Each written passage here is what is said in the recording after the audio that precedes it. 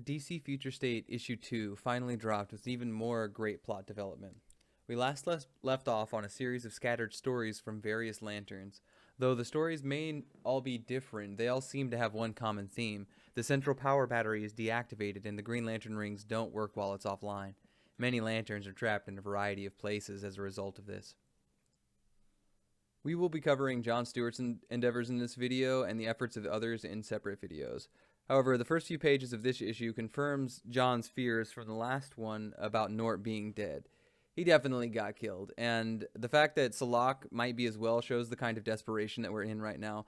John finds himself captured by the sect's prime, or the leader of the group, of the God and Red's worshippers, and interestingly enough, there's a GL logo on the prime's chest armor piece, which seems rather interesting and rather weird.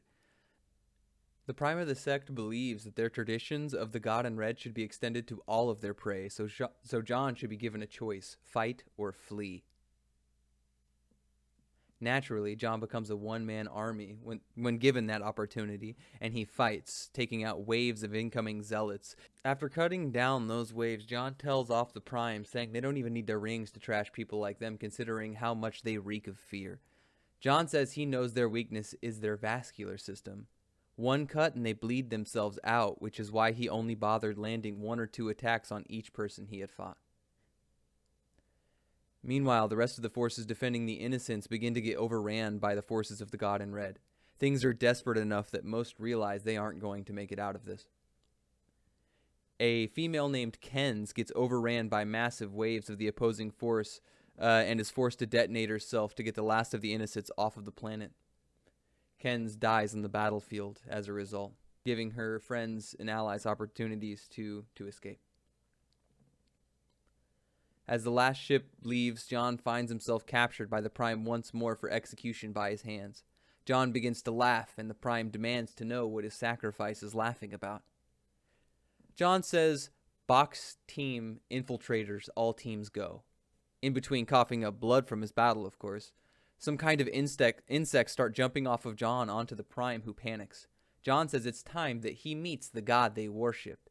There is a distinct ping, ping, ping while this happens, which can only mean one thing in DC. Boom!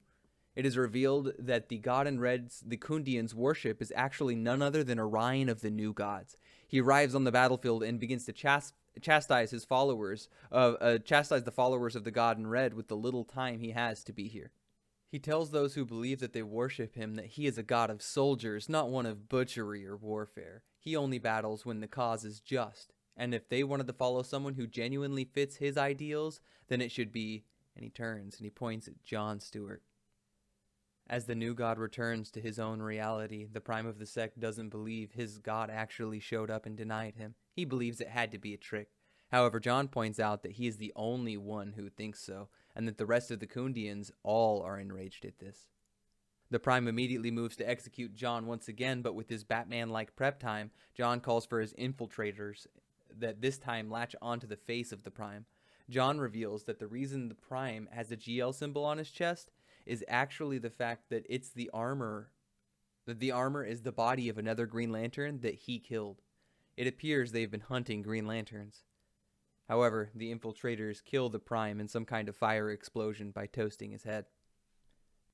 After being released from the energy barriers that contained him, John gets his gauntlet back from those who helped save the innocents on the planet.